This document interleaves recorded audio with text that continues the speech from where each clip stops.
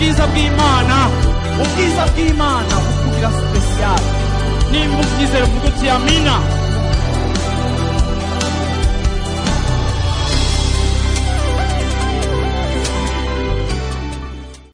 Imana ishimwe, Yesu nashimwe. Ndabaramukije mu izina rya Yesu. Imana iduhana umugisha. Abo twari kumwe mu gitondo baba bagarutse bagire gutya turaho. Wow, Imana ibagirire neza. Tugire dusangire kuri teme ivuga kuri umuntu mu butatu canke le traitement de l'homme en trois dimensions. Kuraba les trois dimensions de l'homme canke zawe nanje ingene zikora n'ingene zikontribuwa canke ingene zibana kugira ngo tubone wewe tubona uno munsi. Imana mu irema ryayo nayo ubwayo iri mu butatu, Imana Mwana n'Imana mwe muyera. Rero igihe ciremwa yakoresheje ijambo rivuga ngo tureme umuntu ameze nkatwe.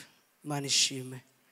Nuvuga ko ukubaho kwacu ko tumeze, ko turaba, ko twiyumvira, ibigize umuntu bigomba kurabigwa muri buno butatu bugize umuntu, icyo twokwita impwemu, ubugingo n'umubiri.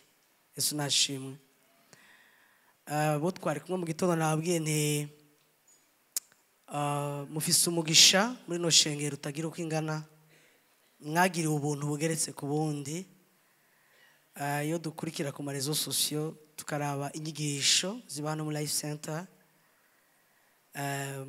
mwarahiriwe cyane. Imana ishimwe. Mwarahiriwe cyane kuko Yesu tubikomera amashi. Kuko kenshi umuntu asa n'ivyo yirigwamwo. Igiti c'umucungwe ntigishobora kuvyara indimu, inka ntishobora kuvyara impene. Rero kenshi dusana environnement twamamwo tumaramwo imisi. Environnement ya hano ni environnement iri équilibré, itwigisha ko mu bukristo bwacu n'ubukizwa kwacu bigomba gufatira umuntu mu dimension yiwe atatu. Yesu nashimwe. Kuko kenshi nibaza ko mu ishengero ry'Imana abakozi b'Imana ikintu ca mbere n'umunsi nibaza ko kigoye mu ishengero no gushiraho les programmes zo kubwira abantu guhinduka, ariko bikanka ko bahinduka. Kuko guhinduka saka buto dufyonda, guhinduka n'ivyo wakoreye umuntu bifatiye kuri ibice bitatu vyiwe. Rero nukuri n'umugisha udasanzwe. Dushima Imana rero ko ubwo buntu twagiriwe bwo kuba muri ubu buntu bw'uno munsi, bwo kuba mu nyigisho.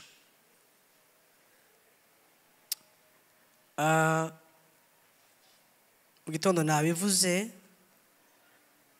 sinkunda cyane kumenyera yuko nagiye gusenga nuko nagiye kuvuga ubutumwa, kuko kenshi turabimenyera kandi uko tubimenyera tugasanga twabitesheje agaciro. Kuza hano si uko twabishoboye, ariko kuza hano nuko twabishobojwe. Kuza hano si uko wabishatse, ariko kuza hano nuko iyo hejuru yabishatse. Kuko vyinshi cyane vyari bihari byari gutuma utahaza. Nikimenyamenya hari abandi benshi baraye bapanze kuja imbere y'Imana, ariko no munsi bamanitse amaguru mu hospital. Autrement dit, canke mu majambo avunaguye, hari ivyo tubamwo tutabishoboye, ariko tukabibamo kuko twabishobojwe. Cyo gituma Paulo yavuze ngo dushobozwa byose na Kristo duha inkomezi. Kuza imbere y'Imana rero tuba dukwiye gushima Imana cyane. Reka mbabwire n'ababandi bitakunze ko baza aya masaha bariko barakwega gatabi ari hanze, suko ibi bitabaryohera, nuko hariho impamvu itaraba muri bo ituma baza ahantu. Rero kuba imbere y'Imana n'ubuntu bugeretse ku bundi. tuba tugomba gushima igihe cyose turose l'opportunité yo kuba imbere y'Imana. Ijambo ry'Imana riravuga ngo kumara umunota umwe imbere y'Imana bisumba kumara imyaka 1000 mu isi. Ni à terme de comparaison kwereka combien c'est très important ni gute bire by'agaciro kuba imbere y'Imana. Kera nari naranditse muri agenda yanje, nari naracafite igicapo cy'umuntu nishaka ko nzoba. Mu gicapo nari naracafyemwo ibintu bitatu. Bugiye umuntu yandika le projet, habaho les indicateurs du projet. Ni ibintu bidufasha kugira ngo dushikire ku mugambi. Muri ico gicapo harimo ko nashaka ko ngomba kuzoshika ku bintu bikomeye. Hama nje ndabitegurira mu mubiri, ndavyumvirira mu mubiri, ndabishira mu bwenge, nangura gushiraho ico no kwita strategie canke ingamba kugira ngo dushobore kubishikira. Ndiko ndasoma ubwenge bw'abantu nukuri yo butari mu Imana n'ubupfu butagira uko bungana. Yesu ntashimwe.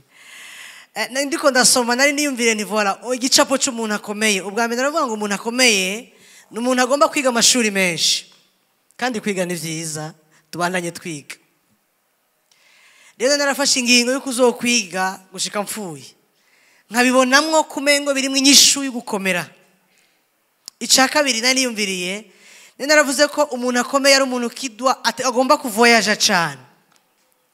Imana ingirira ubuntu nukuri amayeroporo yitwa akomeye narayaciye ko ndavoyaje. Ica gatatu naravuga ngo umuntu akomeye ni umuntu agomba gutunga ibigaragara, amafaranga, tout ce que vous voulez. Alléluia. Ibyo byose ndagerageza kugira ngo nshobore kuvyatenya canke kubishikira. Igihe kimwe ndi hanze ndi mu Birigi, ni ijuru ryambwiye ngo ibuye ryagawe n'abubatsi niryo uri kurasiga, kandi ivyo vyose uri kurategura biri limité quelque part. Naho woshiramwo ubwenge, naho woshiramwo ubumenyi, naho woshiramwo environnement, ukarondera inshuti n'abagenzi, iryo jwi rirambwira ngo fais tout ce que tu veux, kora icyo ushaka amasaha 28 kuri 28, tu seras toujours limité. Uzokwama ufise aho ugarukira. Haleluya, haleluya. Ivyo twokora vyose, ingene Imana yaremye umuntu yamuremye avec des limites. Nico gituma mu Kirundi abarundi bavuga ngo umwami yaratira urushinge. Uri kuravyumvira umengo n'ubusazi, umengo n'ugushikuza, umengo n'ukurenza, ariko nagenda kubwire stratégie zose uri kurakora, ama projet yose uri kurakora, si c'est pas mu gihe bitari associé na Kristo, tu es voué à l'échec. Ndabisubiyemo ushobora kuba utari kuravyumva. Urafise de planification, urafise imigambi uriko urategura, mu gihe Kristo adafise mu kuboko, tu es voué à l'échec. Ndabisubiyemo ndazi ko benshi muriko muraplanifya kuja hanze muciye muri za nzira zose mushaka. Nagenda kubwira aho hantu hakubujije gusenga, uzosanga hari ivyondo nk'ahanyere mu Nyakabiga. Uzosanga abantu bapfa, usanga abantu bagwara, uzosanga reka ndakubwira n'ikindi kintu, uzosanga biyahura cyane gusumba. Igihe kimwe ndahantu yari mezo ajyamamezo y'Iburayi yakira abantu bashaje mu maison de retraite. Umutamu umwe araza arambwira ngo jewe naragerageje kubika, naragerageje kweparnya. Ambwira ko yavyaye abana babiri, arambwira ko konte yiwe ziri satire ariko ubutunzi, ariko arambwira ngo maze igihe mfise umugambi ukwiyahura, kandi nta muntu n'umwe nabibwiye, ariko naranditse testament, numva ubuzima bubishe, numva ubuzima butaryoshe, numva gupfa bisumbiye kubaho.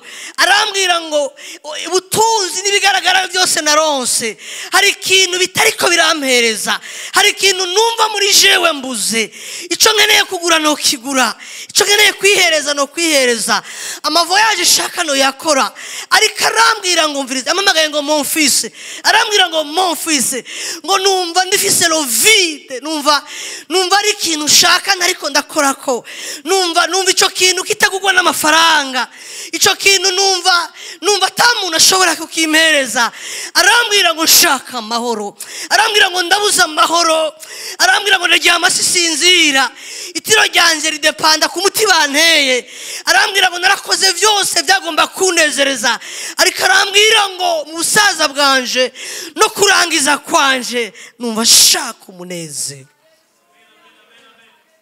ngo ibuye ryagawe n'abubatsi niryo ryahindutse iriguma ifuruka hari igihe duplanifia si on planifie sans Jésus on est voué à l'échec hari igihe twiyumvira ngo tugomba gushika kuri ibi abana ngomba kubarera uku mu guha uburere bwawe butari asosiye na Yesu toujours wa muri limite bazokunywera ku rumogi bagutayire ko minu bavuye muri boîte kubera iki ibitarimwo Kristo vyama biri limite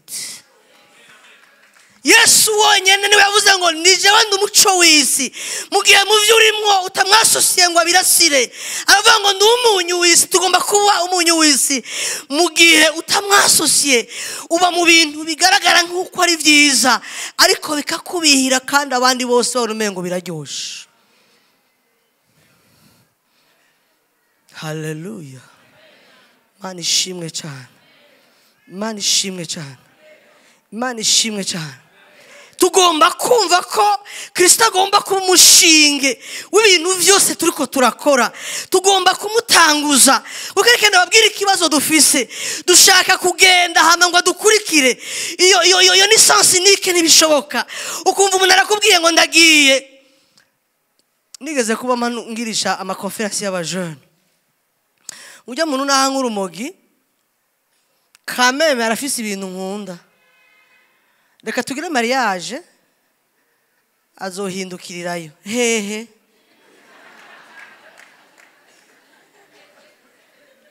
Ariko ninde yabarozi azohindukira hehe hehe. Reka ndababwire akanya karyoshe gukonvenka umuntu ni periode ya fiançailles, kuko usanga twemera vyose. Abahinga bavuga yuko muri ya periode ubwonko buba buri ku mururumbo w'ibice 78%. Byose ni oui uzomatanganika, oui uzonjana mu ijuru, oui.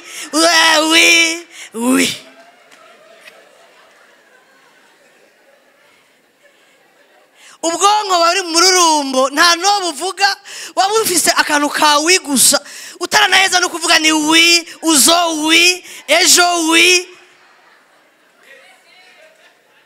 Hama ngo azohwanirayo wase kumubwira wase kumufashiriza ari ahantu urashe kuvuga oui azokubwira no mpaka Yesu agarutse. Hallelujah. Ngurumva ga pastori ngo azohwanirayo azohindukirayo. Okay, pole sana.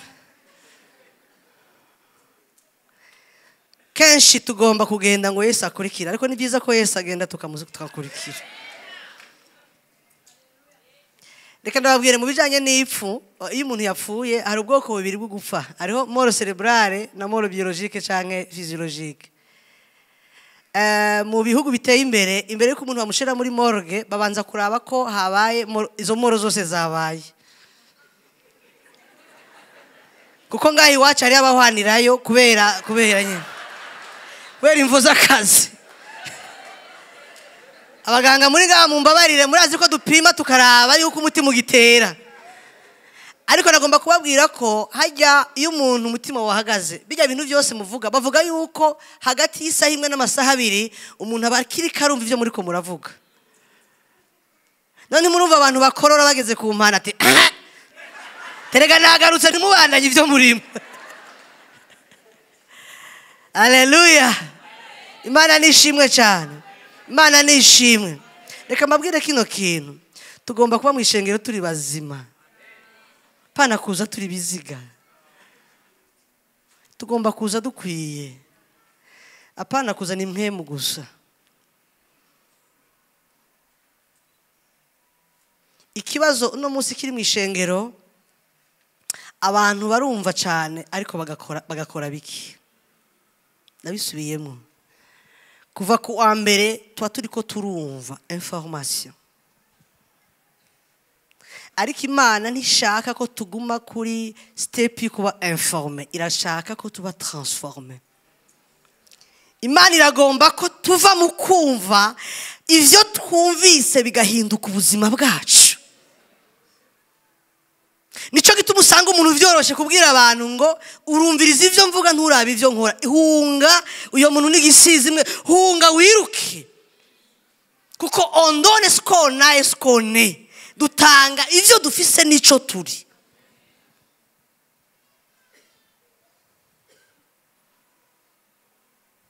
Rero iyo tuvuga kwimenya no gukira ibikomere, ndababwira ikintu kimwe. Kubera iki twateye intambwe mu kumenya abandi gose gusumba tubwe twenyene. Turaba expert, mwandazi no babwira nitoro dukaramu n'udupapuro wandike uwo muri kumwe muri departement. Uwo turaza uwo kwandika ntiwoheza. Mugabo hano babwira ndi umwe wese niyandike ucubura ivyo wandika. None umva biri normal.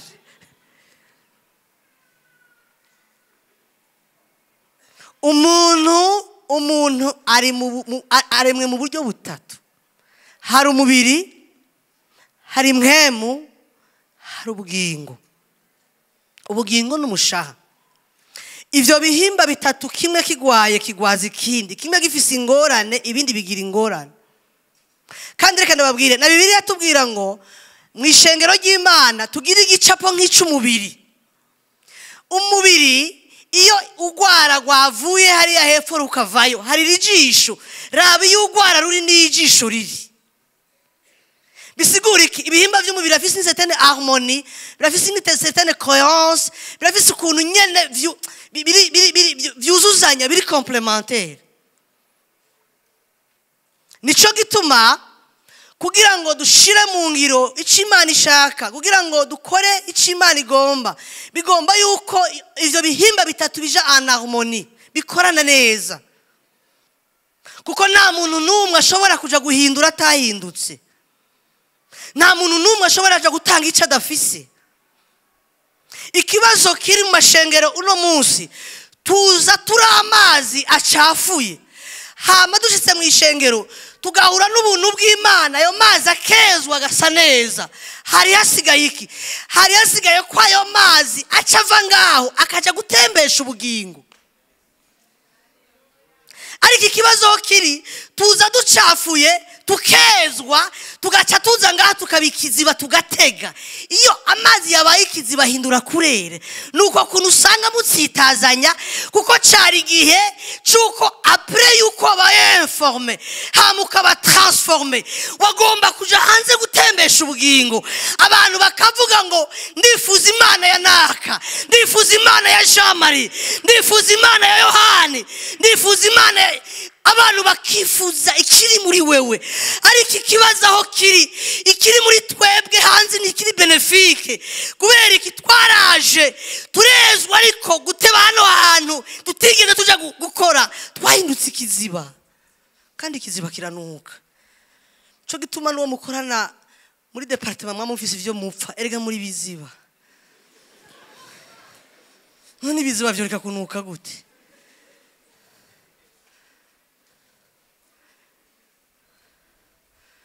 Mu gitondo nababwiye ko nagiye ahantu bariko basiga amavuta abakozi b'Imana. Reka nababwire abakozi b'Imana.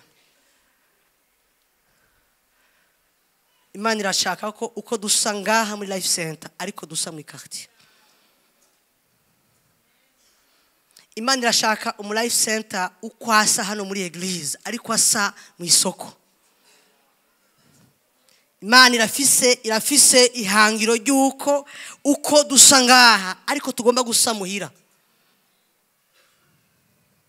Ugasanga ngaha turakuzi nk'umukozi w'Imana ariko muhira bakakwita rambo vraiment, rambo na Bibiliya, rambo barambo Imana ibafashe, barambo Imana batabara. Jackie cyane babandi baterana imigiri. Nga uri marayika muhirira umukinyi wa filme iwawe ni Hollywood ni ngorane gusa.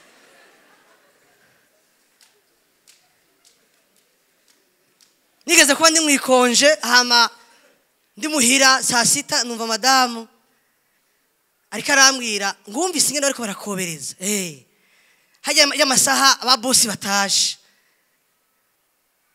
ahantu mba haruguru hepfo n'abakozi b'Imana haruguru n'abakozi b'Imana numva bariko barakobereza ngo abakozi bakora mu nzu ngo bakobereza uwo munsi ndavyumva sinabiha agaciro ko ntavyo nari menyereye mbwa uwo munsi ngira kabiri numva mbaye inquiet ndabaza mudamu nimbega ko none aya masaha ariyo bakobereza kandi bakoberereza rimwe ni guti madamu arambwira ngo nguye ni code abakozi bahana kugira ngo bamenyekanishe ko bayinabuja na basebuja batashe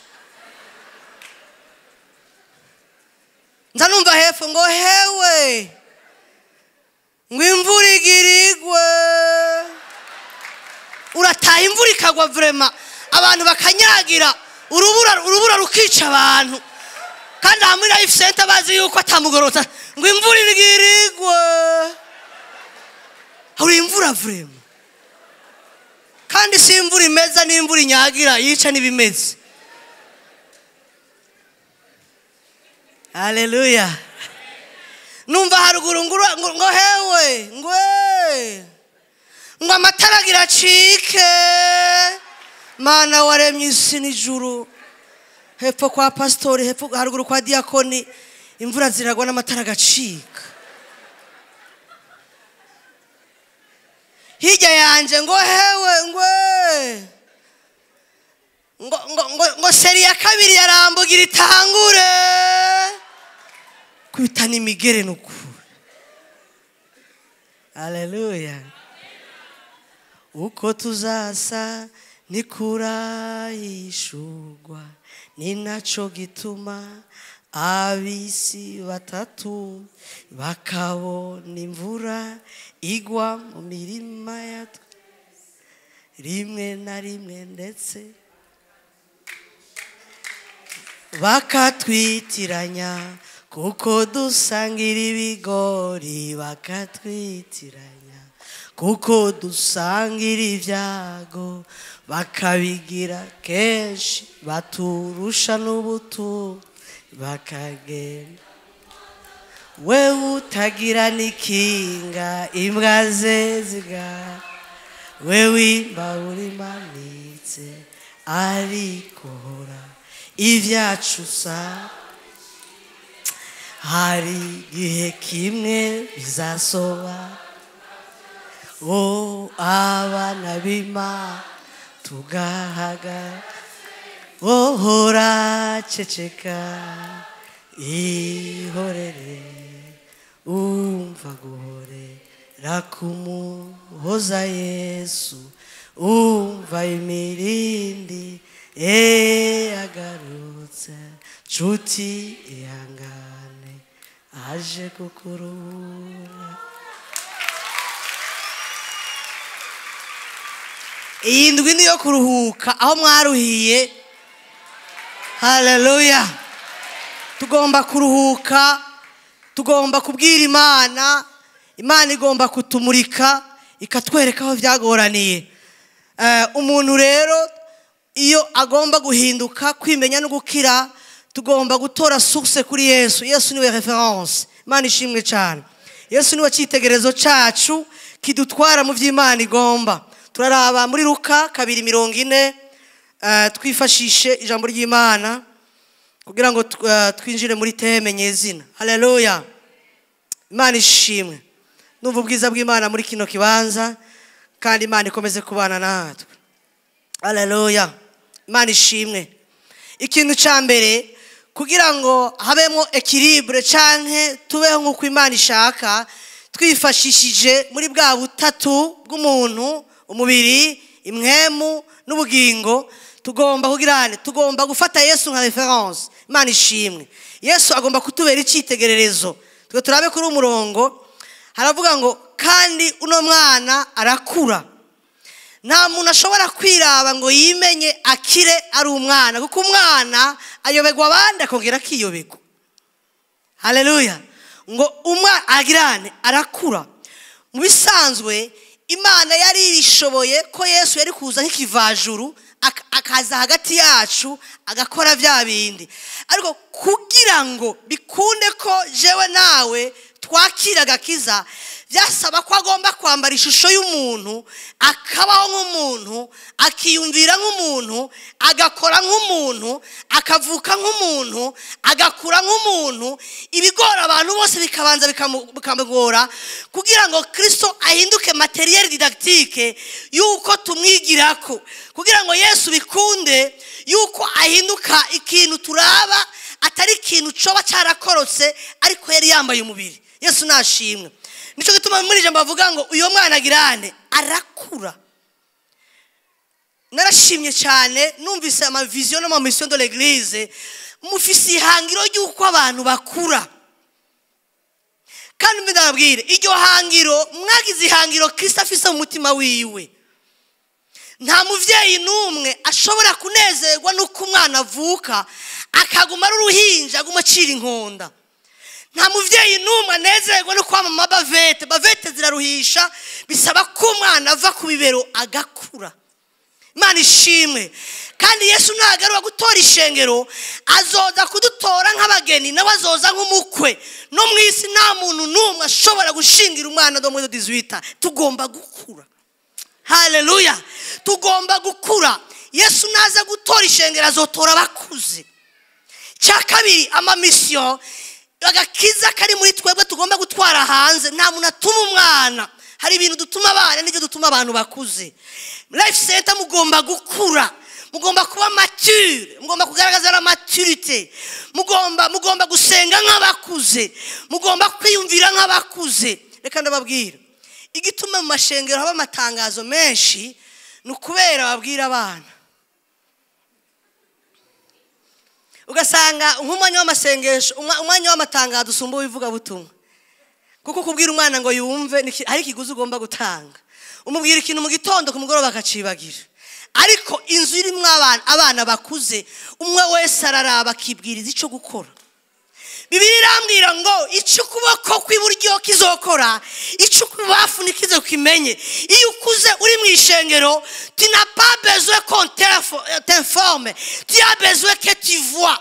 Ukeneye ko bakubwira birebire, ukeneye gukonstate gusa, ukavuga ngo ndabona ngaha ko hoje ikindi kintu. Haleluya. Nitwakura Imana izodutuma ibikomeye. Paulo aravuga ngo sinigeze mbagaburira ibikomeye, nabandanije ndabaha amata, ariko ikiringo twari kumarana nari kubabwira ibikomeye. Ariko yaragonze kuvuga iki? Yavuga ngo umwanya wose twamaranye mwari abana. Hari amajambo batabwira abana, hari ibintu badatuma abana. Paulo aravuga ngo j'ai été condamné yuko kubagaburira amata, kandi a une période donnée nagomba kubaha ibikomeye bizobatunga igihe kirekire. Ariko aravuga ngo j'ai été obligé. Nico gituma mu ishengero hari igihe abantu baba obligé, ugasanga hari ubutumwa bugomba kubaho, kubera urumva muri Sunday school hariho kuboroka verset biblique. Ugasanga umenga abantu baguma baboroka verset biblique. Igicapo cy'umwana yiga verset biblique ngaha, muhira agakora ibitandukanye. Qu'est-ce qu'il a fait? Il a bloqué. Ntibiraba transformer muri we. Haleluya. Imana igomba ko tuza tugakura, hama tukumva tugashira mu ngiro ivyo twumvise. Yesu nashimwe. Niho life center izogenda ikimpacta isi. Uno musi ndibaza yuko hageze gutuma abantu habaho ibiharuro, ama equation a plusieurs inconnus. Kuko ubwa mbere ntawe ushaka kugenda. Imana ikirambwira gutaha. La période eri kirabimbwiramwo yari période yo kugenda. Hama iryo jwi rimaze kuza, naciye ndarikemeye toka satani kwa jina la Yesu. Hari amajwi y'Imana dukemeya kubera kenshi Imana igomba kudutuma ibanza kudukura muri zone de confort.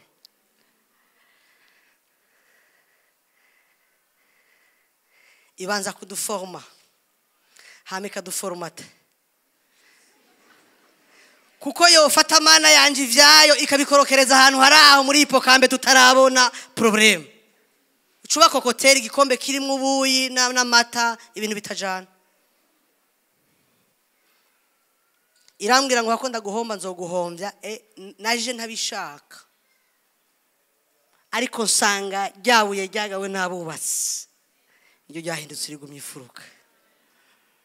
Kandi kera niyumvira ko ndoja mu gipatiri kubera navuga ni kameme mu gipatiri basenga professionnellement baka ibintu byo guhumiriza si cyane. Kandi ariho n'amateoloji biga. Haleluya. Ariko reka nababwira ibi turimwo niwo mushinga Imana dushaka. Amen. Uwo mwana ngo arakura. Life center tugomba gukura. Amen. Tugomba gukura. Umwaka pastor ugahera ata muntu yakijijwe yaje bazanye. Bakarindira ofete iyo hari abana urabatuma bakagutuma. Ha bintu vyatumaje umuntu tuma arero turu.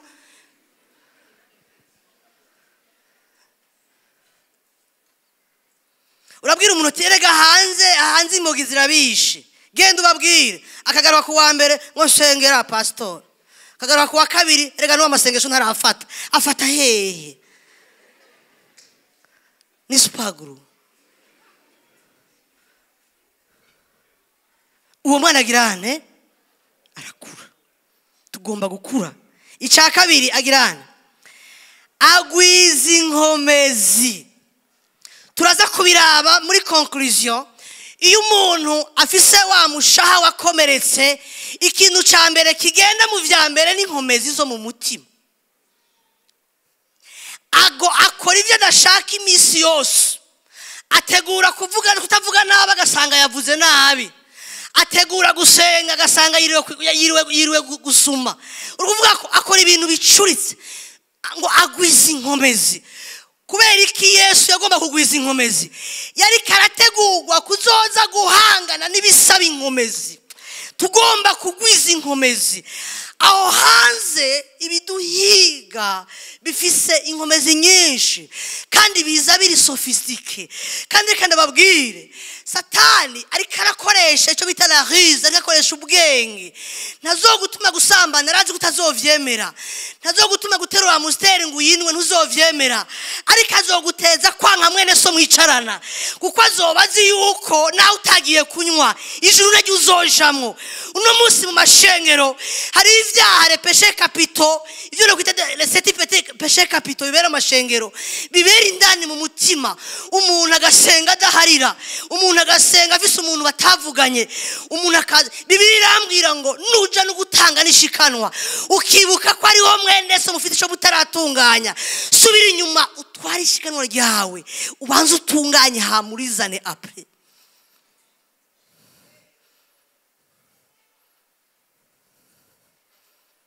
Ibi bintu twagiye musisanda karao ntabwo ari wa mukino w'abana ngo mwenye gupatapate mwenye gukosa kose. Oya, hari ikiguzi tugomba gutanga. Ikiguzi cya mbere nukuba transformé. Être transformé, nous gufata la forme initiale ikaba brise hamugafata forme yesa shaka. Igituma dushobora guteba mu mageragezwa kuba tuba tumeze nk'icuma giteba mu muriro kugira ngo umucuzi agiye forme ashaka. Nutaba transforme Imana izorekura ibigu transforme. Kandi babwire lo brisement irababaza cyane. Nta muntu numwe ababrise atwenga. Nico kimwe n'abamama muja kwibaruka. Nta muntu numwe aja kwibaruka ariko aratwenga. Bafise ikintu bita igise mu Giswahili bavuga ngo n'amacungu. Abaganga muri ngaha tuko turiga kwa muganga ntibigeze batubwira igise nigifata kumwe. Uzubona gusa umuntu ashinyiriza ngo igise nigifata kumwe. Abamama bari ngaha mumbwire hajya mushinyiriza wabaye kwino wabaye he. nta n'umuntu n'umwe agira igise gisa n'icy'uwundi. Umuntu wese afise igise ciwe. No muri bino bintu vy'Imana umuntu wese agomba kuba muri couloir yiwe, akajera ibise vyiwe, akajera transformation yiwe, akareka kuraba abandi ariko akiraba, akavuga igihe naza naje jenyene Kristo twarahuye, none uno munsi ndinde, mbega shaka komba nde, niki ngomba gukora pour arriver là où Dieu me veut. Kuvuga iki? Tugomba kuva kuri aba bandi tukiraba. Haleluya, haleluya, haleluya. Imana ishimwe. Igise kwa muganga barabiteguye, niyo utabifise barabigutera, kuko barazi ko nta mwana atagise. Bafite ngo amacungu mu Giswahili, amacungu.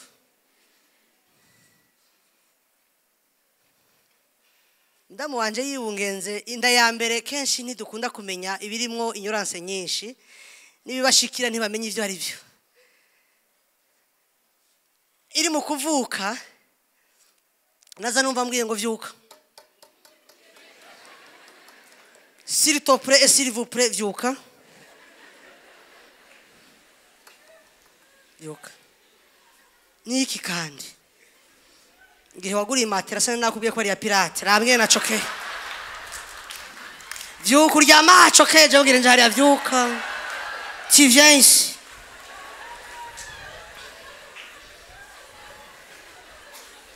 Iyo umuntu ari mu kwibaruka agira umwitwarariko muremure, hama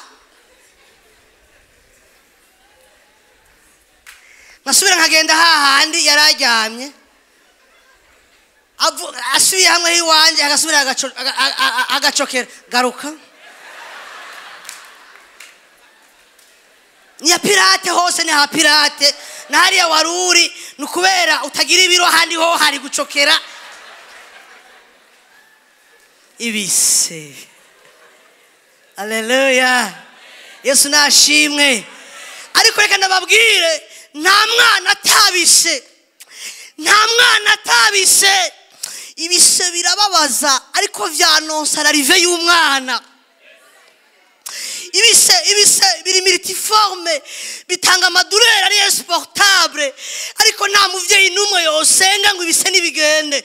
Niyo bidahari asenga ngo amacungu naze, kubera ikasengera amacungu nuko arazi kiri précédé par amacungu.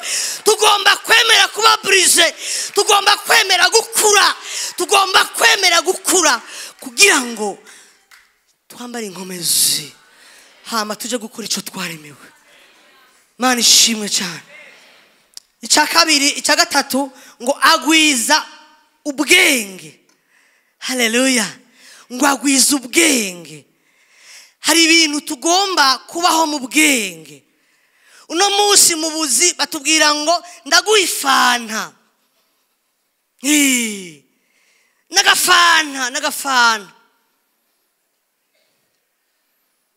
nagafana vraiment, nkorera iyi afere nagafana, ngaba arayifana ngo ase nk'imiriyo, nagafana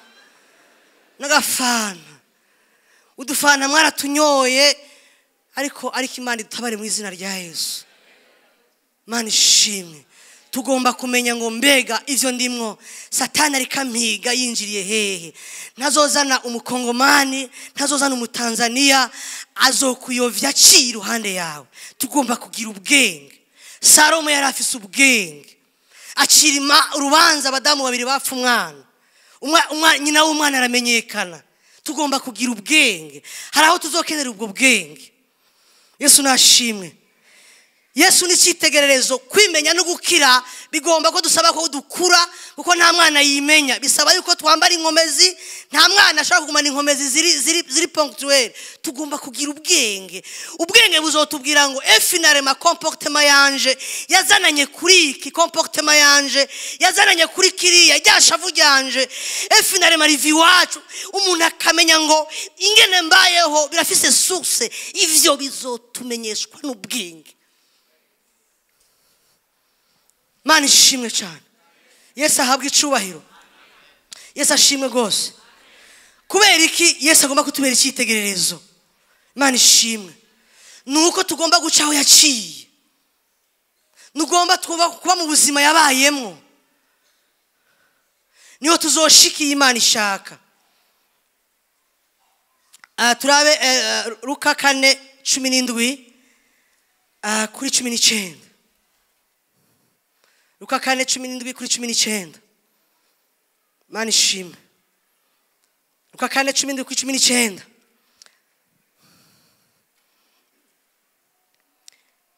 Yesu rero agomba kutubera icyitegererezo kuko ngo bimwe mu byamuzanye yari yaje gukiza imitima yakomeretse.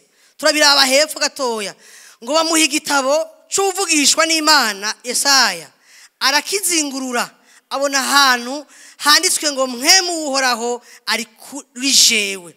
Kugira ngo bigende gute? Reka ndababwire, iyo twakuze tukambara inkomezi tukagira ubwenge ngo ubuntu bw'Imana bakuri twebwe, konsekansi zo kuba mu buntu nuko ari cyo twabanje gukora. Yesu nashimwe. Iyo duhejeje gukora tuja muri mission, tukaja gukora icyo Imana yaturemeye, tukaja gukora icyo Imana yaduhamagariye. Haleluya. Biragorana ko dushobora kurangura ubugombe bw'Imana ku isi no kuri twebwe mu gihe tutabanje kuba muri ivyo bihe. Amen. Ngo nicyo cyatumye andobanuza amavuta kugira ngo mbwire aboro ubutumwa bwiza. Umbwiriza icya kabiri, yatumye kumenyesha abarindwa ko barekuwe. Hari imbohe ziri aha hanze bisaba ko twambara inkomezi tukagira ubwenge tukaja kuzibohora. Ariko reka ndababwire, nta ujya kubohora atabohotse, nta ujya gutabara atatabawe. Kuko ngo umuvyeyi naho yoba mwiza gute atanga icyo afise. Tugomba kubanza kwimenya tugakira, hama tukaja gukora ubugombe bw'Imana. Imana ishimwe cyane. Ngo no kubohora abanywaguse imitima ni kirundi gikene, ni jambo rigomba kuvuga ko mu gifaransa bavuga ngo yaje gusova pour ceux qui ont des cœurs brisés. Niba Yesu amwe mu ma objectif harimo gukiza imitima yakomeretse, nuko hariho ibikomeretsa. Allo, Imana ishimwe. Niba muri miso yiwe harimo agenda yanditse ko harimo les cœurs brisés, nuko hariho ce qui brise les cœurs. Kenshi rero mu ishengero turiremesha ngo nta ngorane, ngo bijya bintu ngo umuntu yavuze ngo biramuraba none kwe kutamuraba mu maso. Biramuraba niyo batubwiye ngo turamukanye kuhindukira inyuma kandi ari ruhande yawe. Ngo yaje gukiza imitima yakomeretse. Yesu nashimwe. Amen. Yaje gukiza imitima yakomeretse. Iyo umutima wakomeretse umaze gukira bituma na twebwe duca dusa n'Imana. Imana nishimwe. Iyo umuntu yimenye agakira ibikomere nta handi hantu bimutwara. Iyo umuntu yakomeretse atakaza ubushobozi butatu. Ubwa mbere atakaza ubushobozi burimo icyo bita maîtrise de soi. Usanga ari umuntu ibyo akora byose umengo ni skani yacitse amafiri, arakora ibintu agasigara araregreta, akakubwira ngo urambabarira ntiyari jewe none yari inde. Ugasanga yateguye kudatukana mugabo agatukana, ugasanga yateguye gukora ibintu neza mbwa akabikora nabi. Atakaza la maîtrise de soi. Icya kabiri umuntu atakaza iki? Atakaza icyo bita la connaissance de soi. Ni handi avuga ngo iwacu niko tumeze, muratubabarira. Ugasanga ngo twariyakiriye, urumva ngo ugasanga ibintu bibi biri legitime, ugasanga ibintu biri anormale biri normalize. Na ahantu musanga umengo harabaye ikintu bita la levée de l'interdit, umengo no mu ishengero tout est permis.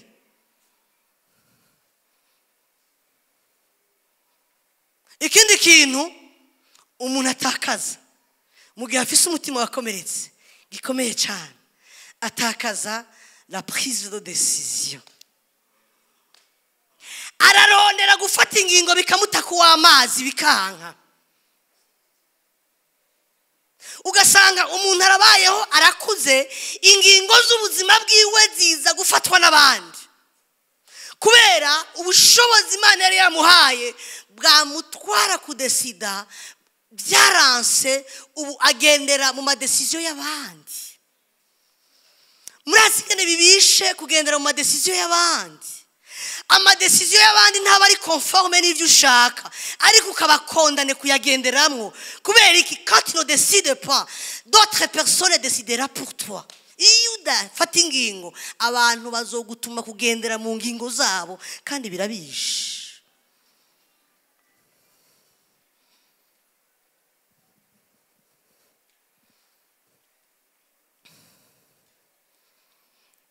Matayo 5:48 Matayo 5:48 hari icyo Imana idushaka ko mu gihe twamaze kwimenya no gukira ibikomere. Yesu nashimwe, Imana ishimwe cyane, Yesu ashimwe. Haravuga ngo mwebwe nimube agahore nk'uko so wo mu ijuru ari agahore. Iyo twakuze tukambara inkomezi tukagira ubwenge ubuntu bw'Imana bukaba muri twebwe tuca tuja muri perfection tuca tuviva une vie transformée. Abavuga ngo mwe nukuvuga ko iyo twamaze kuja kuri level yo gukira no kwimenya biduha resultat yo kuba gahore. Imana ishimwe. Ninde dusomera mu Gifaransa sinumwe mu Bibiliya y'Igifaransa agahore. Soyez donc parfaits comme votre Père céleste est parfait. Alléluia. Basha biragoye ko tuba parfait. Ibikomere biriko biradidima biragoye. Amablessure émotionnelle yabaye menshi biragoye. Uguhemukirwa kubandanya biragoye. Ama injustice ahari biragoye.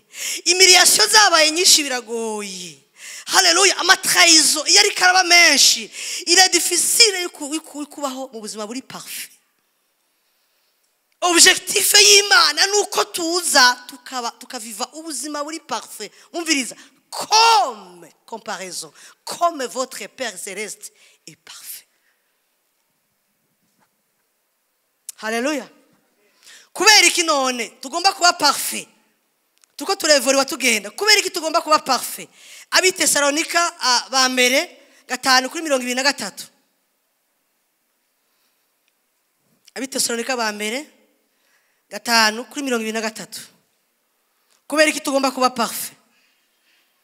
Kubera iki Imana ishaka ko tuba parfait. Haleluya. Imana ishimwe. Imana ishimwe cyane. Nukubera ibi bintu twajemwo agakiza twaronse kaje kavuye mu biremereye, kaje kavuye mu bikomeye, kaje kavuye mu bintu bitoroshe cyane. Yesu yatanze ikiguzi gisumba ibindi biguzi. Amen. Bisigura yuko nagaruka on sera responsable. Tuzoba turi redevable. Hari ibintu azotubaza. Kuko ngo na été sauvé pour servir. Twakijijwe kugira ngo agakiza twaronse tujye kavyaza umusaruro. Imana nishimwe cyane. Bisigura iki rero? Urugendo rwose ndiko ndavuga duhere kwa Yesu gukura inkomezi ubwenge tugende muri ijambo ry'Imana ryakurikiye ingene Yesu ari cyitegerezo cyacu tugende yuko Imana igomba ko tuba parfait nukubera iki ishaka ivyo bintu nuko ku munsi w'iherezo izobitubaza.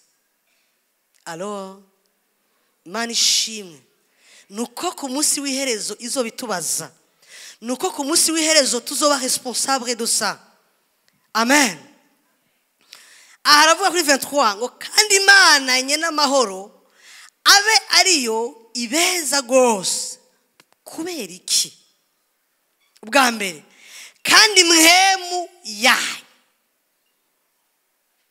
n'ubugingo bwayo n'umubiri wayo. Ijambo rikurikira rivuga ngo vyose. Voilà quand on parle de l'équilibre c'est ça. Iyo bavuga umukristo ari équilibré c'est ça. Iyo kimwe cejejwe canke gitunganye gusumba ibindi bakwita umukristo ari sankoko uhagaze kuguru kumwe. Kandi aya maguru yanje naho yose ari gwanje hamwe no hagarara kuguru kumwe sinomara umunsi ndaguhagazeko. mu gifaransa baravuga ngo chaque déséquilibre provoque des douleurs. Ahantu hose hari déséquilibre hama hari umubabaro. Ahantu hose hari équilibre hama hari ubuzima. Haleluya, haleluya. Tugomba kuba des chrétiens équilibrés mu mushaha, mu bugingo no mu mpemu. Imana ishimwe. Aya majambo aravuga ngo kandi ngo n'umubiri byose hakorekira ijambo ngo byose hamwe bigirene bizigamwe. Kubera iki? Ngo bize bisangwe responsibility. Iyo umuntu akubwiye ngo nzosange nuko hariho devoir aba yaguhaye, nuko ari ikintu aba yakujejeshejwe. Iyo umuvyeyi akubwiye gukora ibikorwa muhira akakubaza ngo ni ntansange, ni synonyme yo kubwira ngo no fais pas erreur, kuko ni nataha ndaza kuverifya yuko ivyo naguhaye nza kuraba ko wabikoze. Iri jambo ravuga ngo azosange. Haleluya. Niba hari ikintu ca mbere ntinya ni gihe ndi mu bintu nzi ko hariho responsabilité ndiho devable navyo. Amen. Ngo azosange bitagira iki umugayo.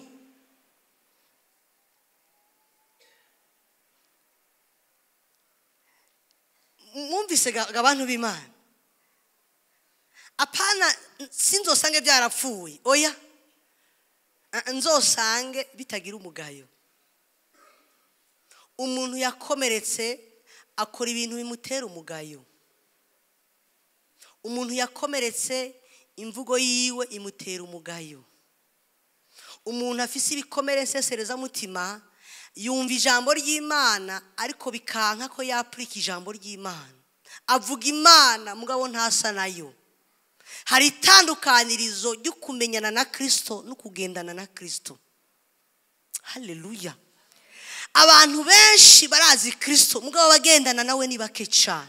Kuko kugendana na Kristo ça implique quoi? Bisaba kuba impemu, ubugingo n'umubiri bitagira umugayo.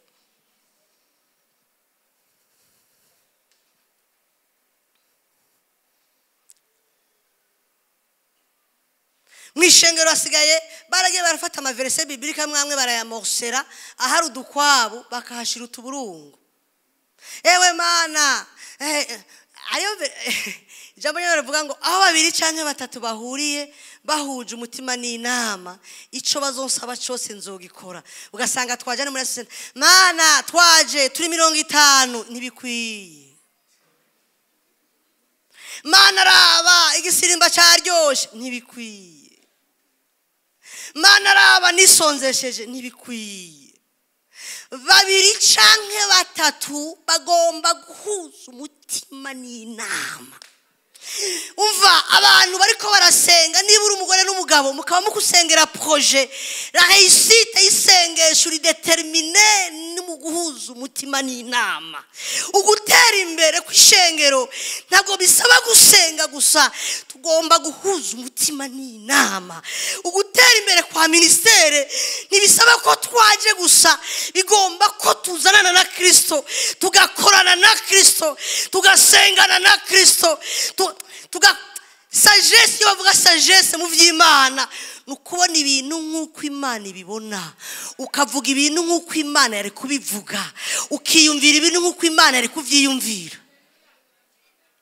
Aze abajene batatu ni muze rapide batatu munyaruke hani imbere munyaruke batatu uwa gatatu nanyaruke murabe hariya agarara hano. La sagesse iratwexija kugira la troisième œil. Imana ishimwe dufate uyu muntu wewe fata ukuboko k'uyu muntu nawe raba hariya sa n'uwegera gatoya gutya mufata ukuboko ngaha fata hama ndashaka ufata n'ukuboko kumwe gusa ndashaka ko mufata gutya ukuboko kwiwe uguhindura inkoni ugukubitisha uyu mugabo buhoro buhoro ntuhave haba muregera madokonte buhoro buhoro wewe si ukubita wewe fata ko iyi ni inkoni wewe nawe mukubitishe shiramo ingufu nkeya ibintu bya biguvu birekere oroshe nawe raba hariya ndashaka umukubitishe ku rutugu buhoro buhoro bandanya mbega uyu muntu ariko akubitwa nande ariko akubitwa n'uyu canke ariko akubitwa n'uyu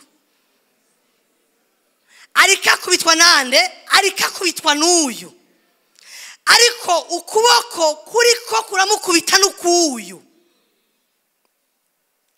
la sagesse nukuronka ubwenge haruhande kugira umwasi umuntu ukagira umwasi satani la sagesse gutarabi biriko biraba ariko ukaraba inyuma ya se satani yaratugire nabi mwishengero afata abantu bari kubicuti abahindura amaso kubera iki yaduteje kuraba uyu mu kibanza cyo kuraba uyu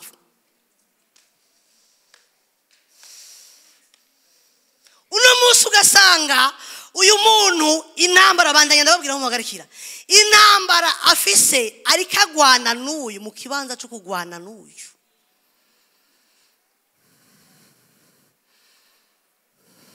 igihe cyose uriko ugwana na cible itariyo uzoteba mu ntambara ariko igihe cyose widentifie source ikibazo kizonyaruka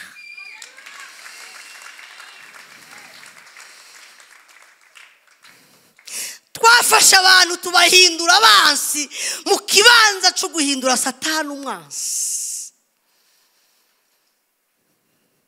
nagira ndaguhebuze bajya abantu bose uvuga ngo n'abansi bawe nta kibazo gihari ikibazo n'uri inyuma ya sene bari abantu bose washize muri liste noire ikibazo sibo raba inyuma ya sene tugomba kugira troisième ikibazo s'umugabo wawe ikibazo ni satani ari inyuma y'umugabo wawe ikibazo s'umwana wawe ikibazo ni satani yafashe ukuboko umwana wawe ikibazo s'uwo musengana ikibazo n'uri inyuma y'uwo musengana ikibazo s'umubanyi wawe ikibazo n'uwateye umubanyi wawe umva kugira ngo tuje mwijuru kugira ngo tushike mwijuru tugomba guhindukiza amaso mu kibanza cy'ukuraba udukubita tukaraba wafashe ukuboko kudukubita haleluya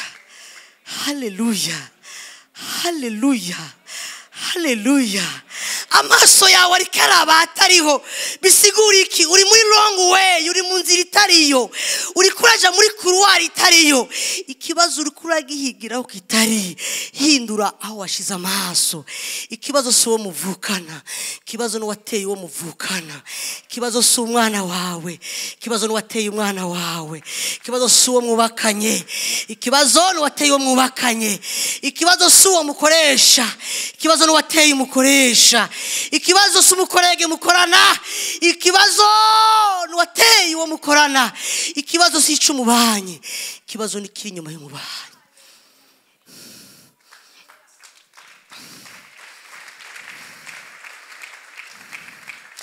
tugomba guhindukiza amaso kandi reka ndababwire satani arabizi neza ko etandoneka amaso yacu ariko araba ahatariho arishuwa ko tugomba gufeiringa no mu ntambara turiko turagwana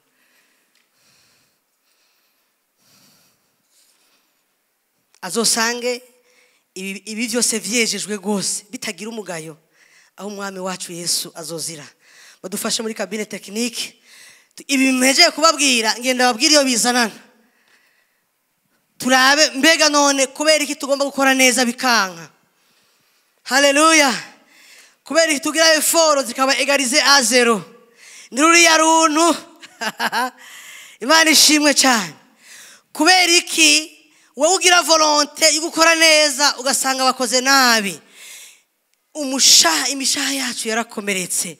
Ni ukuvuga ko byose bibera hehe? Bibera mu bwonko.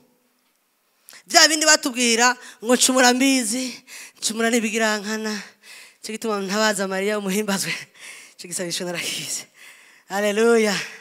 Umushaha nturaha, umushaha uri mu bwonko. Imana ishimwe. Nitwavuga équilibre, tukavuga ko umukristo agomba kuba équilibré, umushaha ufise uruhande runini cyane. Imana ishimwe. Yesu ashimwe cyane. Umushaha ufise igiparti kinini cyane. Mwabonye hano, nashaka murabe ibi bihimba, kino gihimba. Iki kintu kimeze nk'igikono kiri inyuma, nico bita cortex cerebral. Ndageza kubivuga mu Kirundi n'aho ryo kwa muganga, je vais essayer. Tubitahure twese. Iki gikono c'inyuma n'ubwonko bubitsemwo ivyo twokwita amalobe. Mumaze kumbabarira ari amajambo yo mu Gifaransa utari buronke mu Kirundi. Kibitsemwo ivyo twokwita amalobe. Amarobe n'ibihimba biri mu bwonko bimeze nk'ivyumba, kandi igihimba cyose Imana yakiremeye igikorwa cacu. Ica kabiri, aya marobe atandatu bisigura ko robe yose irafise akazi ikora igahereza iyindi. Iyo robe imwe yononekaye ikagwara igwaza izindi. Imana ishimwe. Nk'ubu hari ahantu hariho robe ibika ibijanye n'ivyo twumvise n'ivyo twaravye. Urumva ibika amasouvenir yo bita robe lembique, niyo ibika ibintu vyose byaduciyeko. Mugabo kugira ngo ivyatubayeko n'ivyaduciyeko dushobore kuja kubitransforma mu masolution bikorwa n'amarobe préfrontaux. Aya ni ivyumba biherereye aho imbere, niko novyita ngize igicapo ngereranya. Bisigurike, iyo lembike yagwaye ibintu birajayo, amarobe préfrontaux akarindira ko bishikira kugira ngo afate ingingo ibereye, lembike igacibigumiza yikihorera. Bisigurike, uzobaho mu buzima budafata decision. Amen. Bisigurike, ingene Imana yaturemye agahimba kamwe kononekaye konona kandi. Nivyo bita kwa muganga le psychosomatique et somatico-psychique. Le psychosomatique bavuga ngo c'est quand la douleur psychique devient physique. Nigihe umuntu ashobora kubwira ijambo ukaza wumva appétit iragiye. Wamengo ijambo na appétit ntaho vyagomba guhurira. Quand la douleur psychique devient physique. Igihe umubabaro mu bwonko ugaca wihindura mu mubabaro ku mubiri. Nibirabashikira ugasanga urumvise inkuru ukaza wumva estoma irikira kujya. None ko vyaciye ngaha estoma iri ngaha, ivyo bintu bihuriye he? Quand la douleur psychique devient physique. Nibirashika umuntu akubwira ikintu ugacurara wicaye udasinziriye. Kumengo gusinzira nivyo wumvise mengo ntaho bihuriye. Nivyo bita lo somatique. Hari abantu benshi bagwaye amaestoma naho ari biologique, ariko atora source muri psychologique. Atora azayazananye mu bwonko.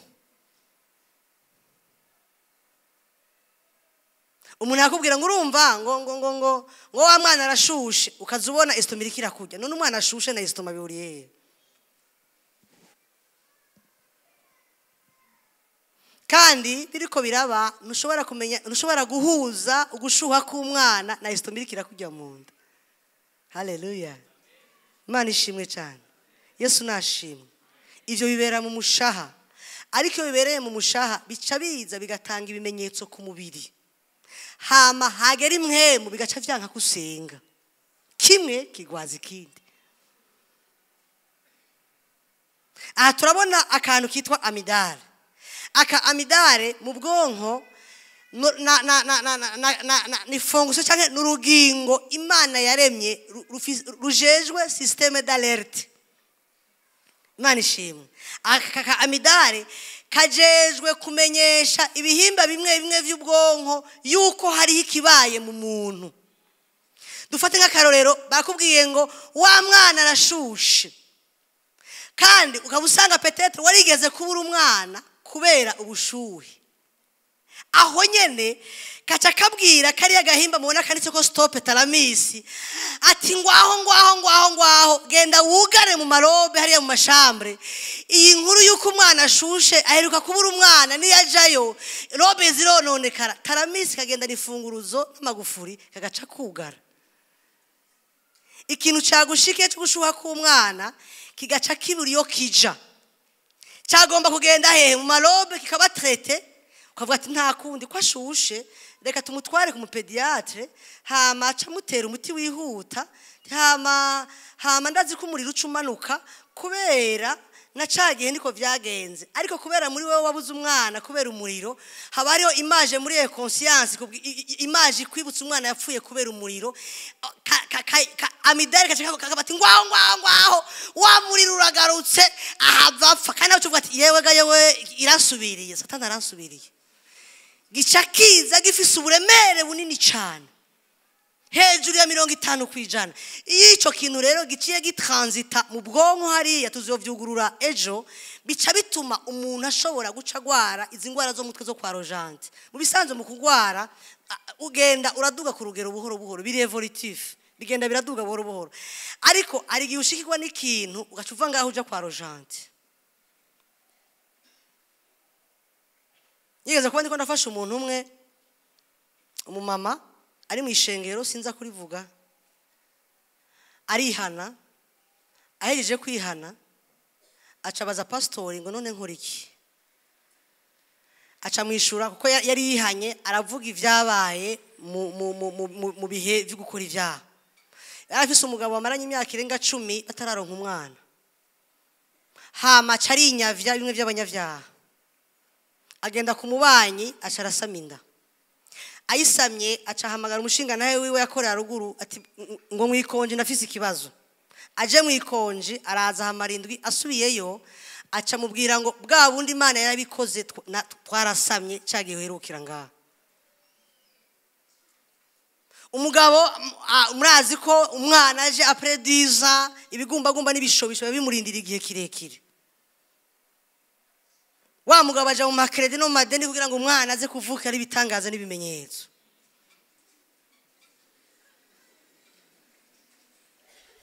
wa muvyeyi aravyara umugabo aragira anniversaire arasohora umwana baraheka murazi kwa muganga uruhinja rusana bose bacarwa ati wa mugabo we turavya amano urasa n'uyu mwana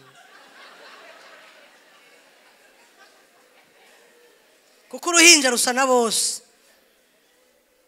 mugabo arashima Imana ati Imana yatwibutse wa mudamu biramugora asubira kuja mu kibano akora kwa kundi nyene avyara umwana wa kabiri mugabo ku wundi mugabo asubira kora ya systeme umushinga naharaza ati Imana yatwishuye ubo nta birebire turibaruka arabikora gushika ku mwana wa 4 ku bagabo 4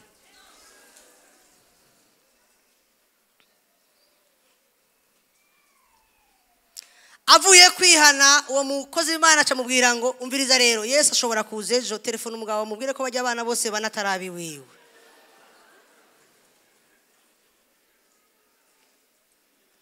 wa mugabo akorokera ku telefone abwira wa mudamu abwira umushinga nahe wiwe ati nagenda kubwiza ukuri mvuye gukizwa nihanye kandi Yesu ashobora kuza ntarabivuga fise urgence idashobora kurindira gufata ikonje nagenda kubwire ngo kuva kuri wiri gushika kuri Adonai nta bana bawe barimo umugabo wacu telefone mushikiwe ati ndakwinginze genda muhira umudamu wanje yagwaye mu mutwe ariko aravuga ibidatonze genda undabire yagwaye hari gihe dushikirwa n'ibintu bikanga ko bidukwirwa mu bwonko kubera uburemere bizananye amidare irakiraba ikabwira talamisi ngwaho nikije mu bwonko gaca kirindira muri ipokambe ni gisaro kirindiriramo ingorane ariko murumva iyi ipokambe ingene yaremwe ntabwo ari ingorane ziba zigomba kuharindirira zigiye muri tretema ikibazo gihari rero gukomereka kuzana na hehe dufise ibintu byinshi birindiriye muri ipokambe ipokambe imaze kuzura izoguhereza comportement murabona ari kuri 4 handika ngo comportement modifié ipokambe imaze kuzura izoguhereza ingwara iyo bitare maladie somatique za diabete ama hypertension kubera iki ibi bintu bizomena iyo biriko iyo talamisi yabibujije kwinjira bikarondera ko bimena bica bimena nabi hama ntibimena gusa bigusigira ingwara bikagusigira na comportement atari nziza. Imana idukize, Imana idukize, Imana itugirire neza, Imana idutabare, Imana itwibuke.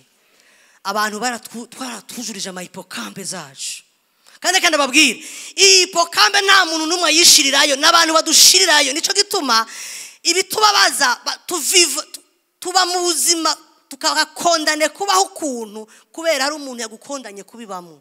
Nta muntu n'umwe yikomeretsa dukomeretswa n'abandi, nta muntu n'umwe yitoneka dutonekwa n'abandi, nta muntu n'umwe yihemukira duhemukirwa n'abandi, nta muntu n'umwe yihojeta tubahojete par les autres, nta muntu n'umwe yimaramaza tubayimiriye par les autres, nta muntu n'umwe yigira injustice turenganywa n'abandi. Kandi ibintu byose bizananye aho maje kuvuga ntibigenda muri traitement, bice bija muri hippocampe.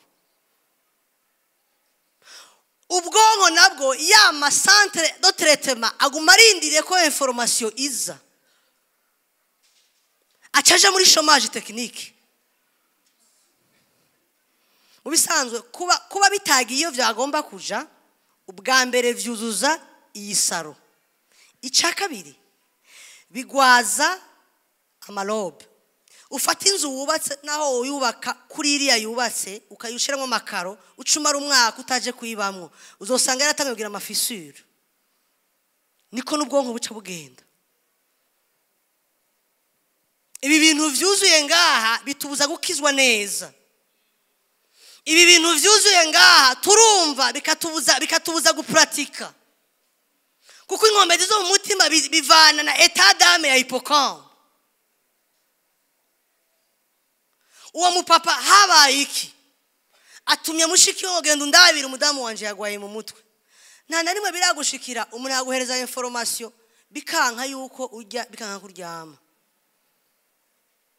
Abahinga bavuga yuko abantu bonyene bashoboye gukoresha carte memoire Imana yaduhaye aribwo bwonko nibajya twiga mu bitabo ba Blaise Pascal, bajya abafilosofe bakomeye cyane, nibo bonyene bashoboye gukoresha 10%. Abasigaye bari nabo dutwara ku mpanda atana 0,5% twakoresheje. Cyama ari kininiya.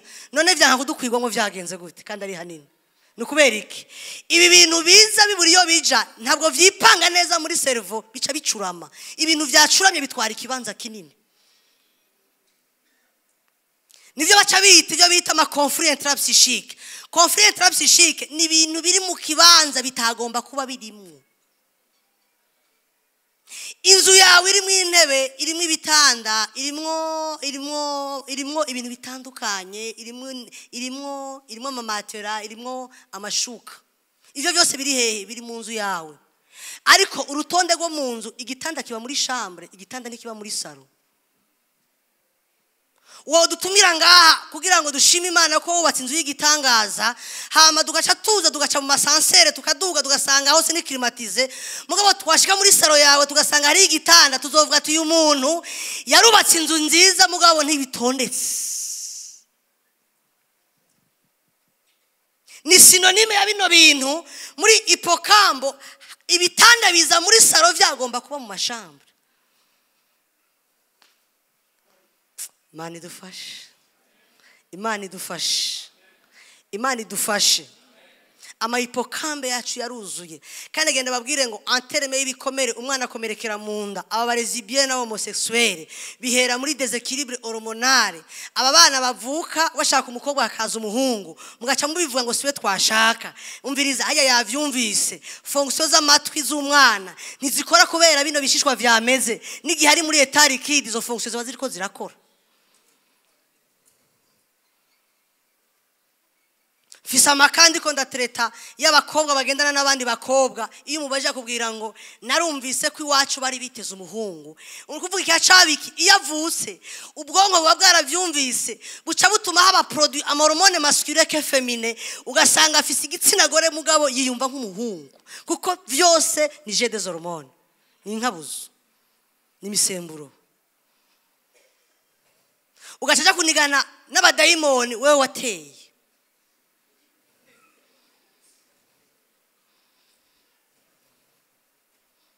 ni nk'aba bana bakura ugasanga bavutse bakurikirana umwana agira ikomere cya carence affective biza gute uca usanga mwashize attention kuri wa wundi ashitse mukibagira wa wundi mukamukura ko attention hari hageze ko mumushira ko attention kandi babwire ibintu ubutunzi Imana yabitse mu muvyeyi mu nka nta buriyo kwa tantine nta buriyo kwa tonto nta buriyo buri muri wowe gusa nico gituma maberebere iyo umwana ari karonka ntabwo aba ariko yonka amata gusa aba ariko akwega n'inkabuzo yitwa ocytocine ituma azoba developer akagira ikiribe mu buzima bwiwe. Nico tuma kwa muganga bavuga ko umwana agomba konka minimum buri imyaka 2 yatose imyaka 2 tuja tubonsa inka abana bacu bonka inka nico gituma dutunze inyana muhira kuko mu mata y'inka Imana yarashizeyo ubutunzi butunga inyana nico gituma dutunze inyana ukabwira gucari agacari akikina amatavu tuyitungiye inyana gusa inyana twifitiye utunyana muhira uduka dutoya comportement futi kubera iki équilibre comportemental iri mu maberebere yatayonse akonka inka azoba inyana kuko Imana mu kurema inka yarashize ibitunga inyana mu mata y'inka.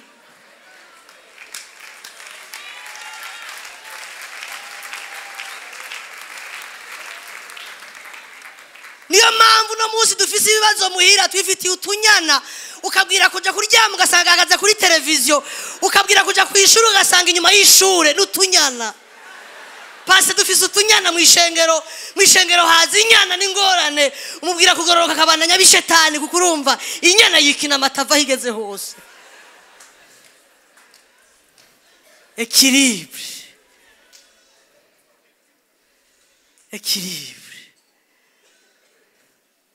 ibijanye na comportement bitunganirizwa mu mushaha uguhitamwo bibera mu mushaha y'ama composante ane hari ibintu bine bituma tugira équilibre harimo le choix iyo wakomeretse utakaza ubushobozi bwo guhitamwo harimo la réflexion iyo wakomeretse utakaza ubushobozi bwo kwiyumvira harimo imigenderanire iyo wakomeretse abantu barabura ukababwira ngo uzogenda abandi bapfuye ugasanga nta migenderanire igihari.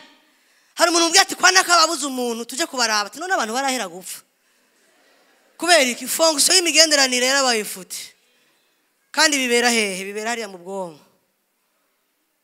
ugasanga umuntu ayigira ibigumbagumba n'ibishobisho iyo bavuga ngo déséquilibre y'umuntu n'umuntu aba afise ibigumbagumba n'ibishobisho les émotions et les sentiments zikora en cascade ugasanga mu mwanya wo kurira aratwenga no mu mwanya wo gutwenga ararira kubera iki birakora mugabo bikora bicuritse. Mwishengero tukaririmba indirimbo nabonye dufise abaririmbyi beza tukavuga ngo bigira bigende neza tukiyumvira ngo yuzuye mpemu yera kumbe yatonekaye yavuye muhira ari ibintu bitameze neza. Abahinga bavuga ngo amasengesho ni therapy ariko iyo amasengesho atari associé ku bikorwa ahinduka ikibazo kuko nushaka kubwira umuntu ngo bigira bigende neza umwaka umwe imyaka 2 imyaka 3 ucumenga ubwonko babuhenze buca butangura rero kugira ngo deni yabigire bigende neza taho mwabivugiye narambiwe twarariya ni ibintu bituma abantu baguma muri bigira bigende neza mugabo reka ndababwire ikibazo kiri mu bakizwa gikomeye n'ubuzima buri déséquilibre mu mwanya wo gukora tuja gusenga no mu mwanya wo gusenga tukaja gukora. Reka ndababwire tugomba gukora ikintu mu mwanya wacu hageze kujya tukajya neza hageze kuryama tukaryama neza hageze sport tukaja muri sport hageze gucuruza tugacuruza. Imana iragomba ko ikintu cyose tugikora mu mwanya wacu c'est ça l'équilibre kuko ndeka nababwiye nimwava ngaha nta yarababa iza kuba umubiri uza kufungurira none utabirondeye tutubira ngo ja mu mwuka umubiri nuja mu mwuka hageze gufungura ni gufungura nyene ngurumva mwene data ndashonje ngaburira umuntu akaza gusaba gufungura ahubwira ko yaraye ubusa ugacumushira muri saro ngo anasema bwana anasema nini ashaka kurya kora mu mufuko umugaburire kandi gukora mu mufuko no kuja gukora ukaja kubirondera. Yesu intumwa zari zarijajaye igihe kimwe avuga ubutumwa ibintu bigenda neza abantu bajya imikate n'amafi barasigaza baca babona Yesu bamuhindura vache litiere biyumvira yuko igihe cyose azobaza gufungura n'igihe batorima baca bagaruka mu bivuga butumwa ababwira ubutumwa barafashwa ibimuga birahaguruka intumwa cyo zigenda kumwongorera aterega n'ubu ntibatashe aca babwira ngo genda bari mu bagaburira ninde yababwiye yuko jewe ndi vache litiere ari gukama gusa ikiribe umuntu akaza kubwira ngo singira impuzu nambara garde-robe yawe iruzuye mu ruhande kugira ngo uje gukora muri garde-robe ukamushira ku icyo kiganza hongo yako genda utora impuzu mwambike ntabwo akeneye isengesho akeneye igikogwa déséquilibre ishengero usanga ivyo gukora turabisengera n'ibyo gusengera turabikora reka mbabwire ndangiza ikintu canshikiye nari nkiri mu mururumbo wo gukizwa hama rero Imana irazirangendera mu bucagucagu impereza message y'umubanyi irambwira ngo ujye mushinga nayo muri ujya rugo hari ikibazo kandi natahinduka agiye guhura n'inkoni yanje sinasubiye kuryama saa 11 canambara agapantaro ka sport n'umupira canagenda na dodora ndinjira canagenda badodora ko saa 11 nongera ndabavyura hariho amakosa dukora kubera immaturité n'ubutogo mu mwuka kenshi ugasanga ibyo gusengera twabikoze n'ibyo gukora twabisengeye Imana ishaka ko ari igitubwira ngo dusengere igitubwira byose si ibyo kuvuga kibazo kiri mu ishengero itubwira ibyo gusengera tukaja kubivuga ikatubwira ibyo kuvuga tukaja kubisengera déséquilibre ncandagenda ndabavyura urumva ndi mu mwuka nyene ndi hejuru ndi ku mabati candababwira ntumviriza rero Imana yavuze asema Bwana na kwa kuntu babanza kwishishitira ukamengo bagwaye malaria mbega biya nibiki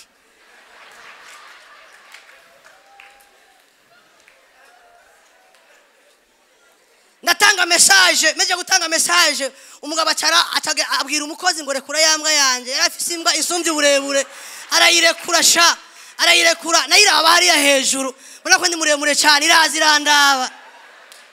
irandabasha ikihera ku ipantaro irantabagura kagahuzu ifata agapira tabagura arambwira ngo igikurikira cyo nzokwitwarira wagize violation domicile ayo message yawe ntore kurindira bugaca ncandagenda mu cuma ndarira Imana wambeshe bijya bintu wambwiye sivyo irambwira ngo nakubwiye wabuze ubwenge nakubwiye ibyo gusengera uja kubivuga déséquilibre ama hipokambi yo yuzuye ibyo kuvuga turabisengera ibyo gusengera tukabikora nigihe cyo kwimenya no gukira ibikomere muhaguruke dusenga Imana nitwakira ibikomere tukimenya bizodutera gukora ivy'Imana igomba muhaguruke dusenge twarakoze amakosa menshi cyane twaransa abo twari gukunda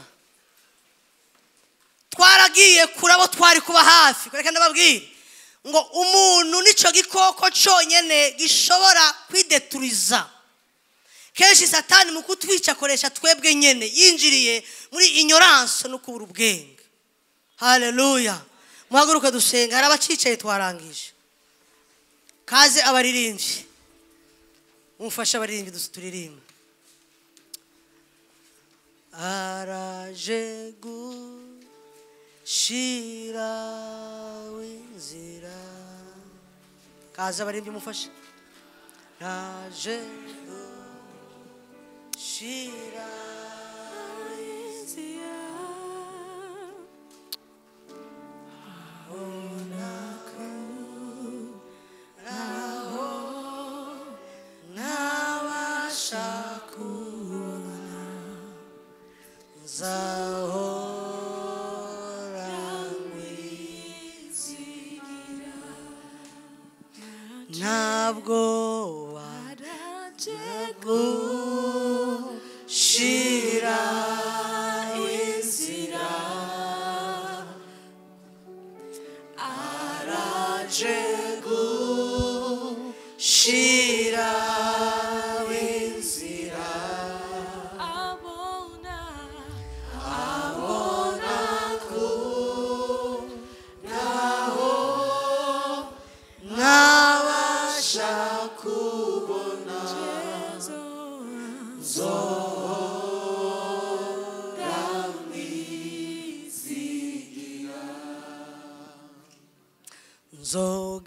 kuco yavuze nzogera naho yambwiye kuko Imana atari umuntu wibeshe iyo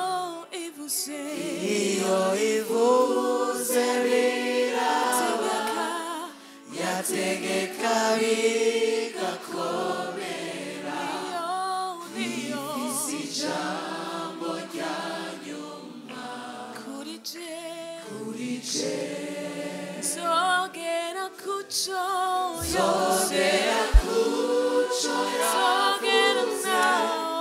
zogera naho yambwiye kuko Imana atari umuntu wibeshe iyo ivuze biraba yo Mana yategeka bigakomera ifise ijambo rya nyuma kuri je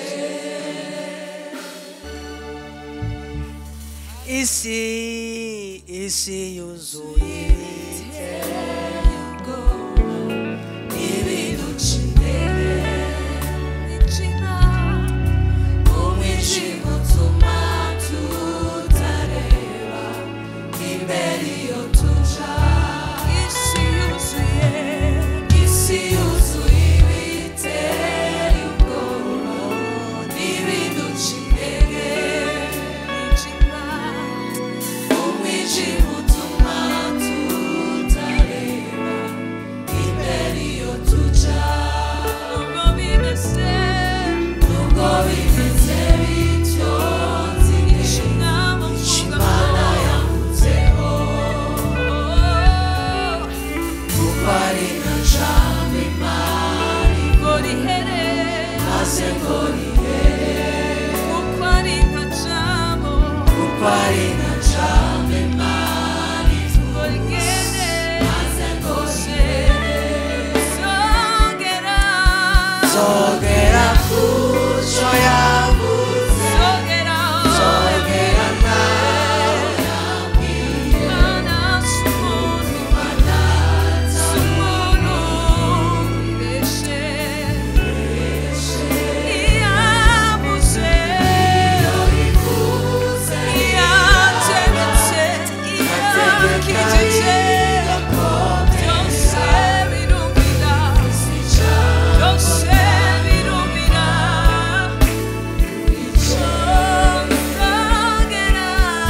zogera kuco yavuze zogera naho shikuwa ashaka koba Imana atari umuntu wibeshe iyavuze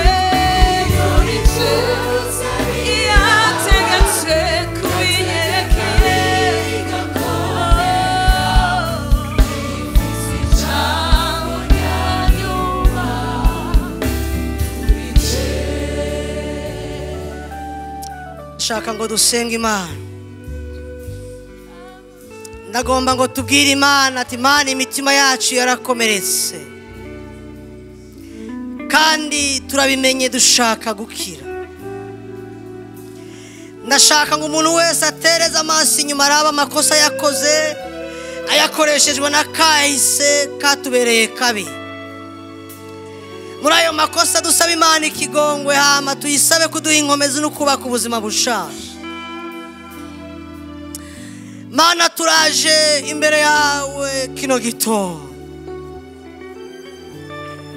Satani yaratumenesheje adukoresha amakosa, twarakoreye amakosa abantu, twarakomeretse, twongera dukomeretsa abandi, twarakoze ibidakogwa, twahindutse ibikoresho by'umwansi, twarigishijwe guharira biranga ko duharira, niyo duhariye duharira imirenza ko, twarabwiwe kugororoka ariko tubura inkomezi zo kugororoka.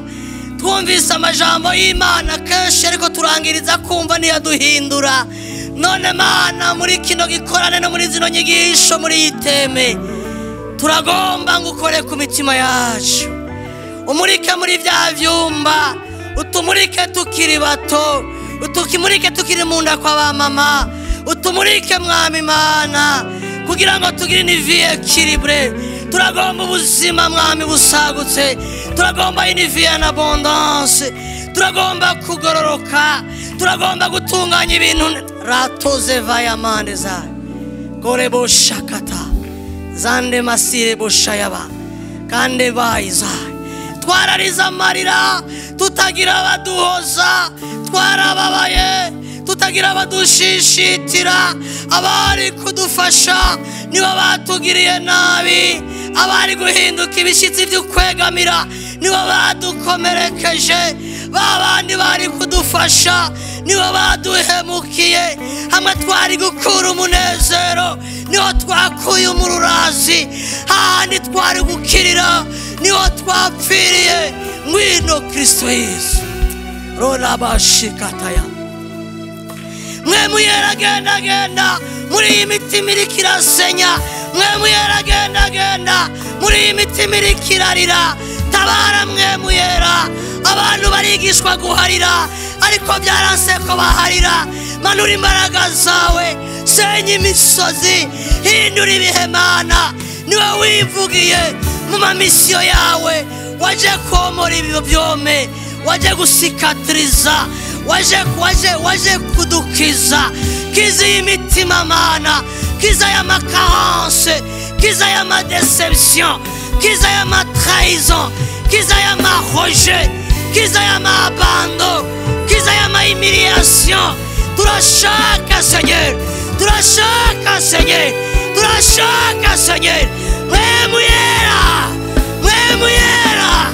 rokare baba oshayaba zandere baba oshikayaba muntu wese namagara mwe muyera amagara mwe muyera mwereke mu vyumba vyawe Mana dukize Mana dukize Mana dukize Mana dukize genda mwe muyera genda mwe muyera genda mwe muyera mwe muyera kubura mwe muyera kubura mwe muyera kubura mwe muyera kubura mwe muyera dusese mwe muyera dusese sharaba baba bashaya kore baba oshayaba zereba oshikayaba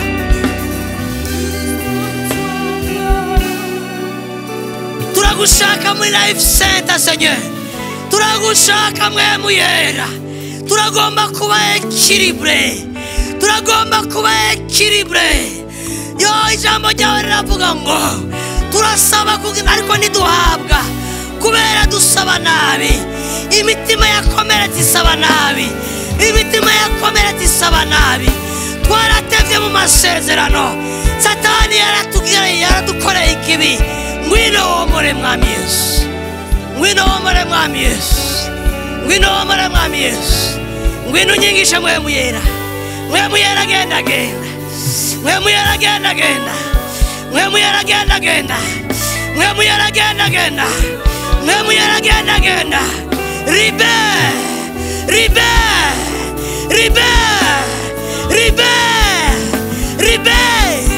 shandaraba shayaba sharaba shayaba kora baba shayaba ndere baba shribe que l'onction de libération l'onction de libération l'onction de libération soit versée libère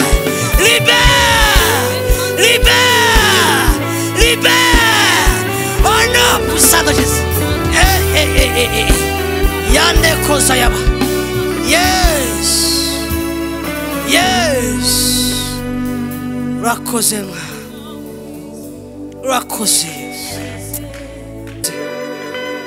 urakoze ko baje bamenetse imitwe mwami bagiye bakoze ku mutwe urakoze ko bari barafashe ingingo mbi basuye gufata ingingo nziza urakoze abatari biyizi ko bimenye Seigneur ya urakoze